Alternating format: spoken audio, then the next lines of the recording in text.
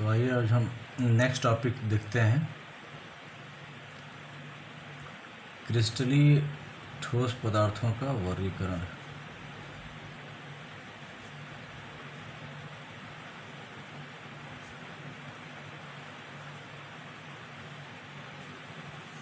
क्रिस्टलीय ठोस पदार्थों का वर्गीकरण यानी कि क्लासिफिकेशन ऑफ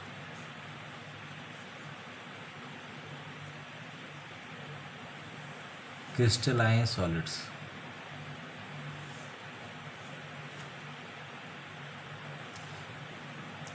लास्ट वीडियो में हम लोगों ने देखा था कि जो ठोस पदार्थ होते हैं ये मुख्यतः दो प्रकार के होते हैं, क्रिस्टलीय ठोस और अक्रिस्टलीय ठोस, crystalline solids and amorphous solid.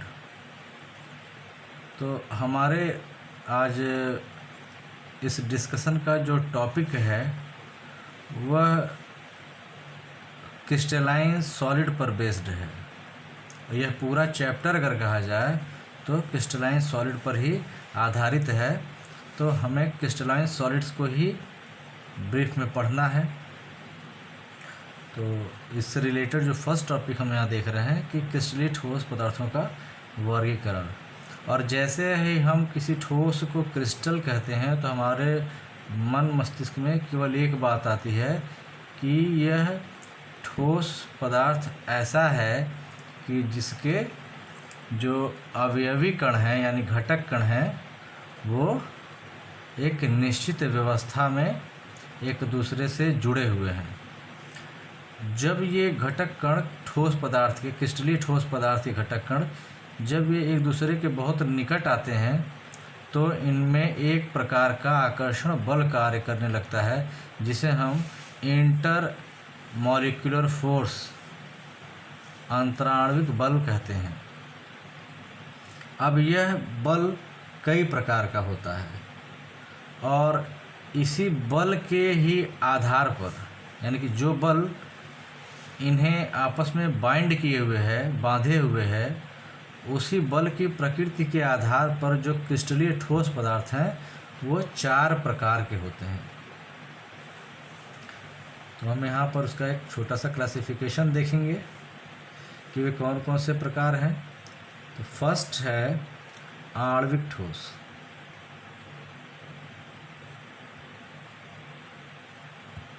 Molecular solid.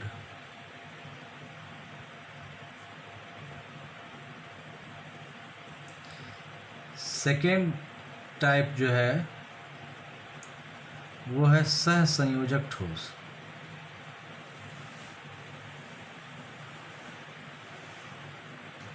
जिसे हम कह सकते हैं कोवैलेंट सॉलिड।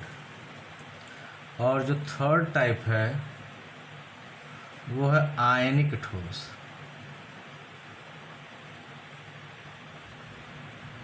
जिसे हम आयोनिक सॉलिड कहते हैं। और जो चौथा टाइप है क्रिस्टलीय ठोस का वो है धात्विक ठोस यानी कि मेटैलिक सॉलिड। तो ये चार तरह के ठोस क्रिस्टलीय ठोस होते हैं और ये चारों जो क्लासिफिकेशन है वो डिपेंड किस पे कर रहे हैं, अंतराण्विक बलों पर डिपेंड कर रहे हैं। तो अब हम यहाँ पर अपना डिस्कशन थोड़ा सा बढ़ाते हैं, चारों के बारे में जानने की कोशिश करते हैं कि ये कौन कौन से क्रिस्टलीय ठोस हैं। तो फर्स्ट हम लेके चलते हैं आणविक ठोस को। आणविक ठोस को फर्दर क्लासिफाई किया गया है तीन भागों में। तो उससे पहले हम ज़रा सा इसको इस कोशिश करते हैं, उल्टा चलते हैं थोड़ा सा और समझना हमारे लिए आसान हो जाएगा। जैसे सबसे पहले हम लेके चलेंगे धात्विक ठोस को। धात्विक ठोस क्या चीज़ होती है? धात्विक ठोस का मतलब हो गया कि जैसे मान लीजिए यह कोई क्रिस्टल है और अगर हमने एक्सपेरिमेंट्स के द्वारा यह डिसाइड कर लिया कि ये जो घटक कण हैं ये परमाणु हैं। क्या है? परमाणु, यानी कि एटम्स हैं। यानी कि अगर हमने एक्सपेरिमेंट्स के द्वारा ये डिटरमिन कर लिया कि जो क्रिस्टलाइन सॉलिड हमारे पास है, वो अंडर एग्जामिनेशन है, वह परमाणुओं से मिलकर बना हुआ है,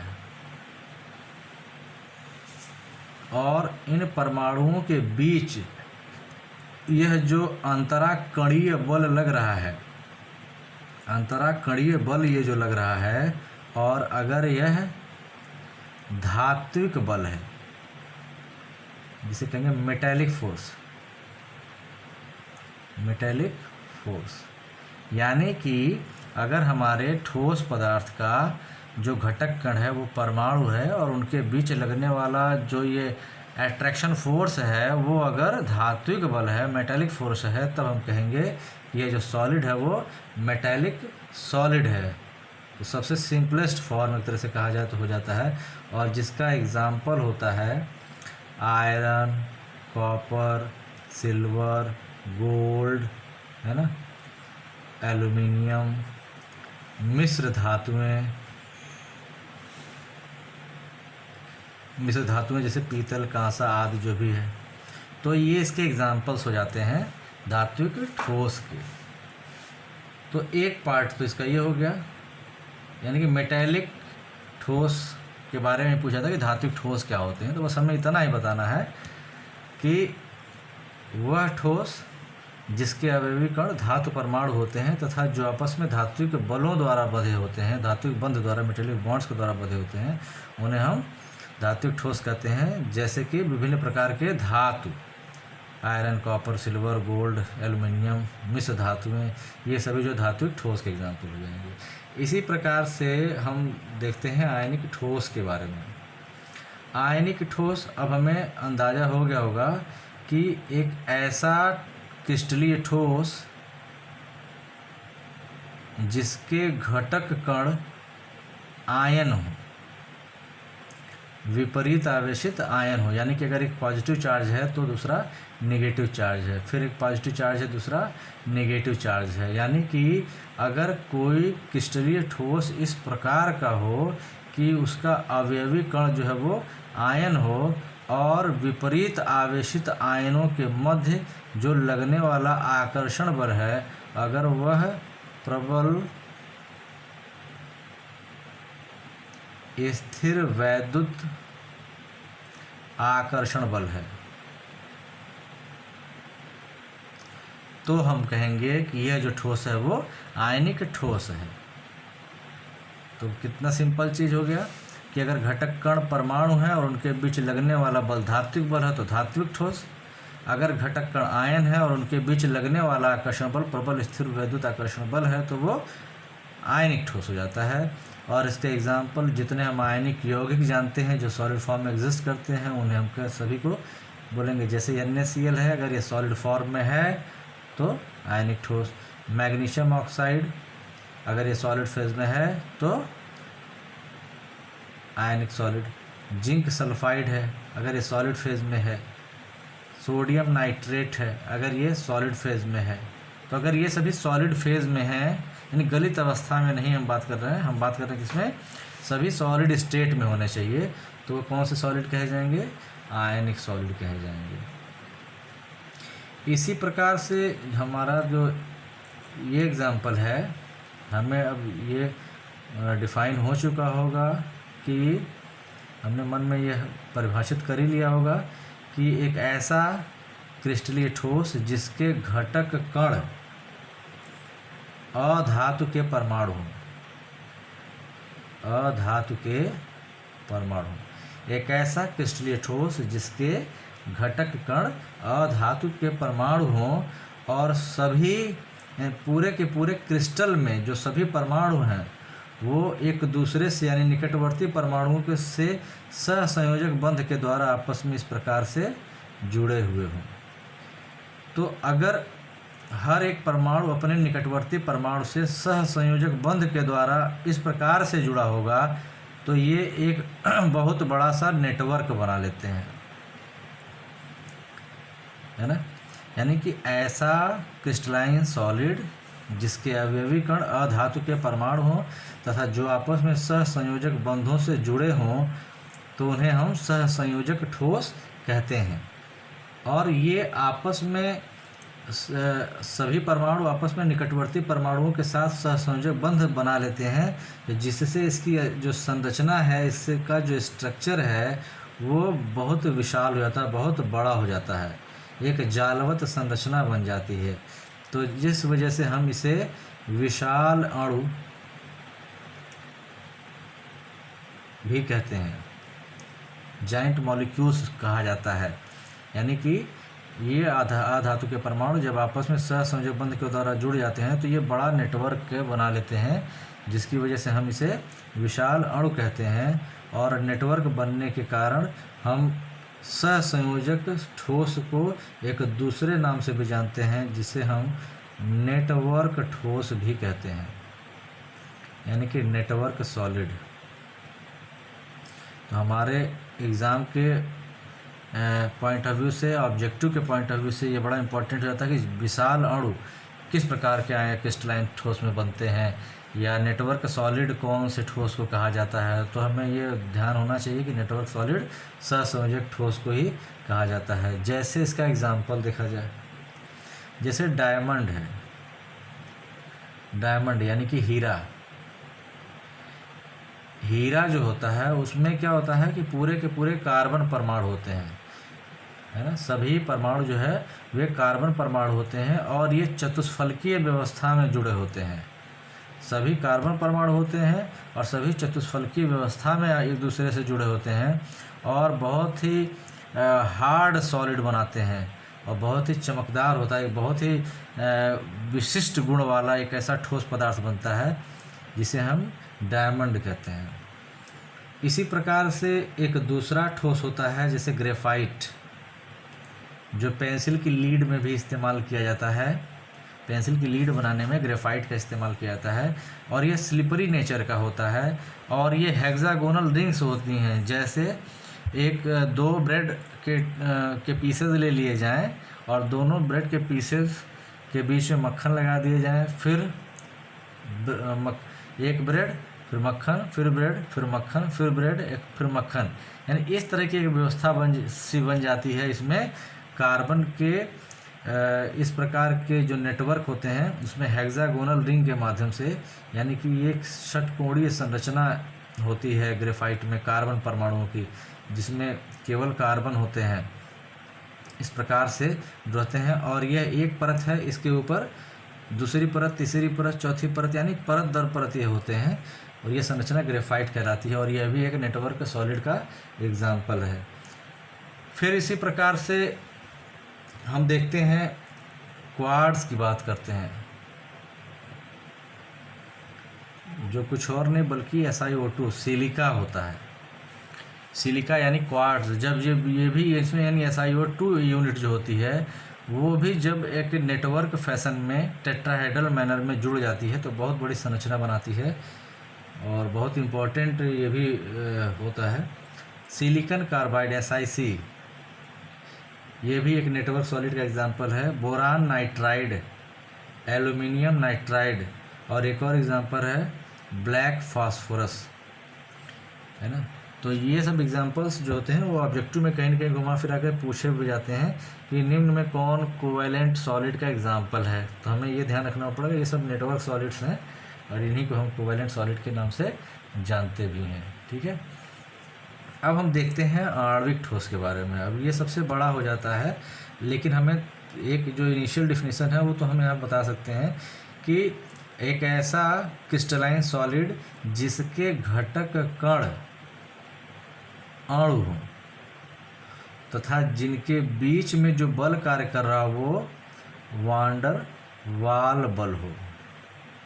और ये हम जानते हैं कि यह एक प्रकार का दुर्बल बल होता है, एक प्रकार का दुर्बल बल है। आणविक बल जो है, ठोस जो है, इसके घटक कण अणु होते हैं और इन अणुओं के बीच में लगने वाला जो बल है वो कौन सा बल है? वांडर वाल बल है।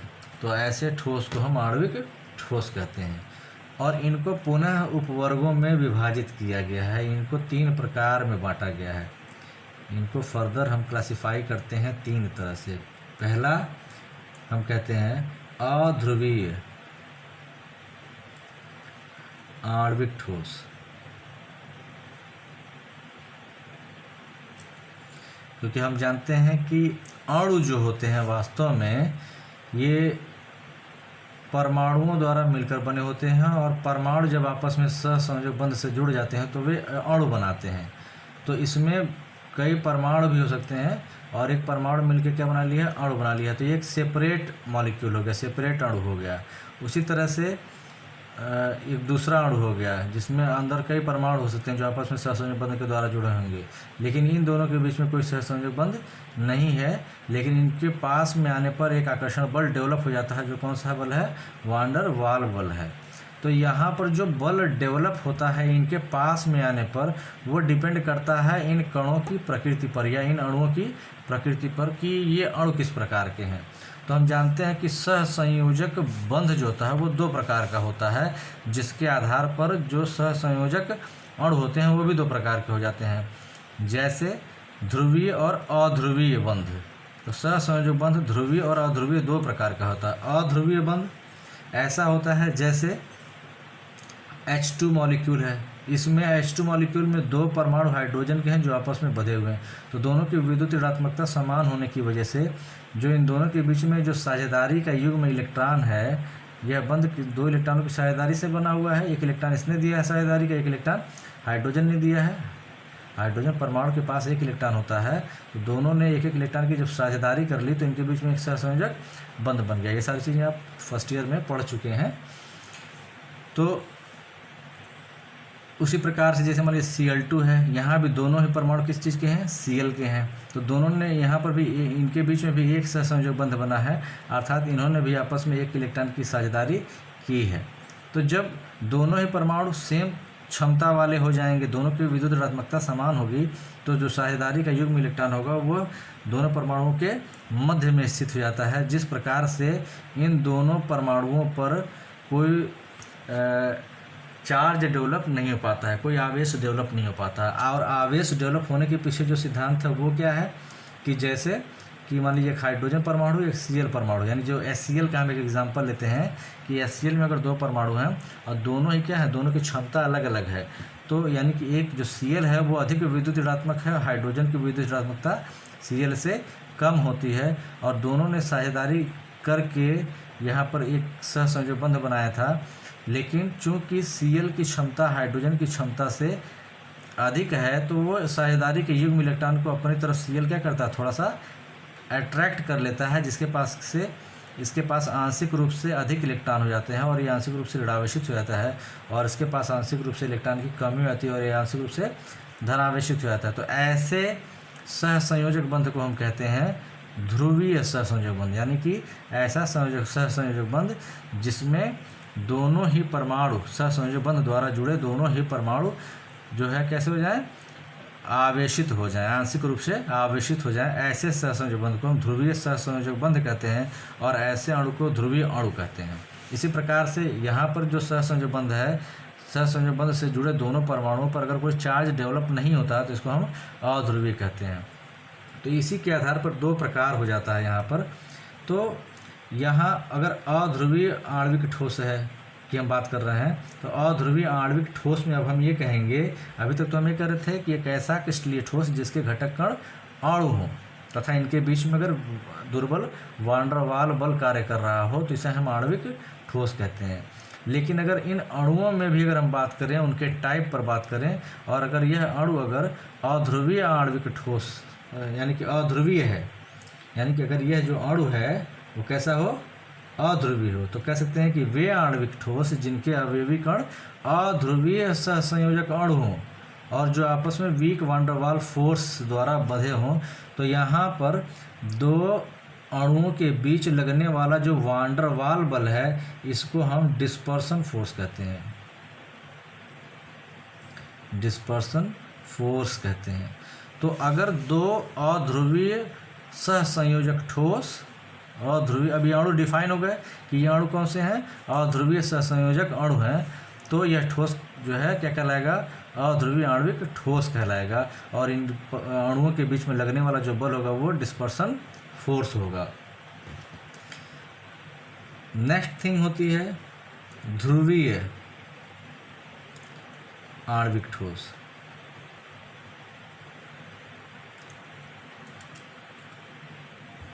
ध्रुवीय आणविक ठोस की बात करेंगे अगर हम, तो यहाँ पे उसी तरह से ये डिफाइन हो गया कि वे क्रिस्टलीय आणविक ठोस जिनमें ये घटक कण जो हैं किस प्रकार के हों, ध्रुवीय अणु हों, है ना।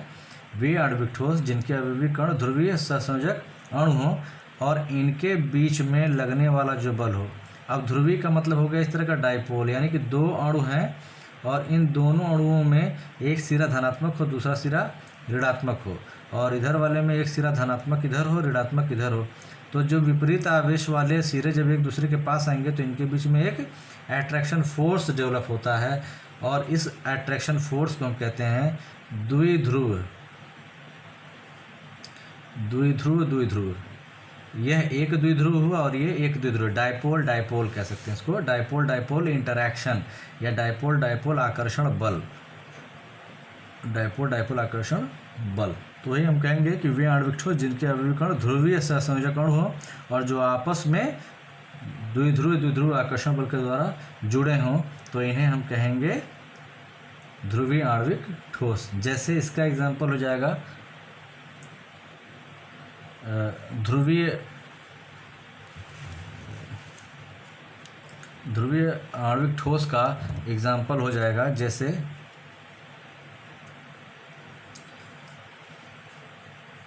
HCl। हमने एक एग्जाम्पल यहाँ देखा ही है।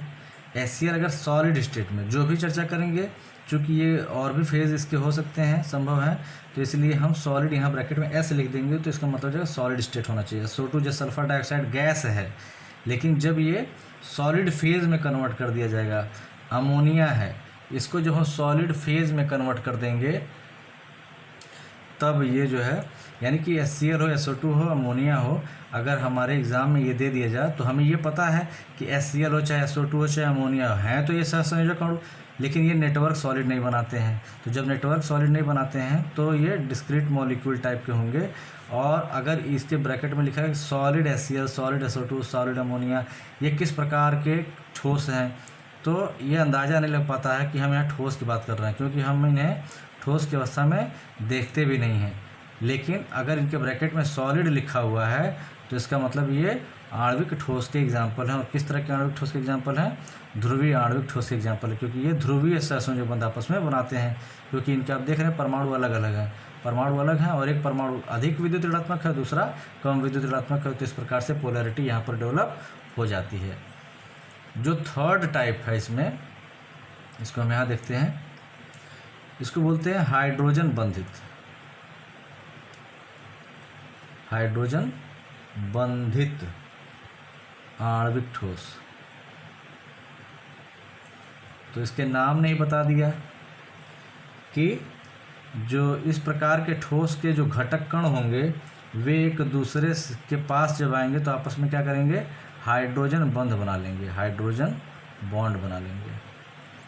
यानी कि एक ऐसा सहसंयोजक ठोस जिसके घटक कण इस प्रकार के अणु हों जो आपस में हाइड्रोजन बंध बना सकते हैं, तो ऐसे ठोस को हम कहेंगे क्या है, ये हाइड्रोजन बंधित आणविक ठोस है। तो जाहिर सी बात है इसका एग्जाम्पल ऐसे अणु होंगे जिसमें क्या हो, हाइड्रोजन जरूर मौजूद होगा। जैसे H2O है, हमको पता है H2O वेपर फेज में भी हो सकता है, गैस के फेज में, या फिर लिक्विड के रूप में हो सकता है, या फिर सॉलिड के रूप में, बर्फ़ के रूप में भी हो सकता है।